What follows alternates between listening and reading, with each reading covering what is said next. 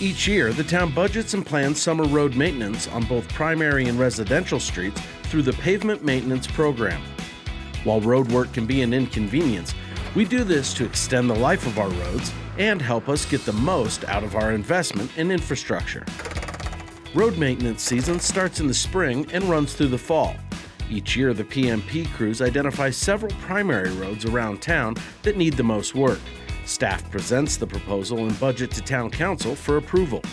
As for neighborhoods, to reduce impact and minimize costs, the town annually rotates among 5 different areas. To help you manage your way around the cone zones, head to crgov.com/PMP. There you will find the 5-year rotation and current schedule. Plus, be sure to check out your mailbox or front door. We will be sure to let you know when we will be on your street. The focus of the 2021 season is Northern Castle Rock, which includes neighborhoods such as Cobblestone Ranch, Terrain, Castle Oaks, Sapphire Pointe, Diamond Ridge, and Timber Canyon. Crews will also be back in Metzler Ranch and Red Hawk neighborhoods this summer to slurry seal.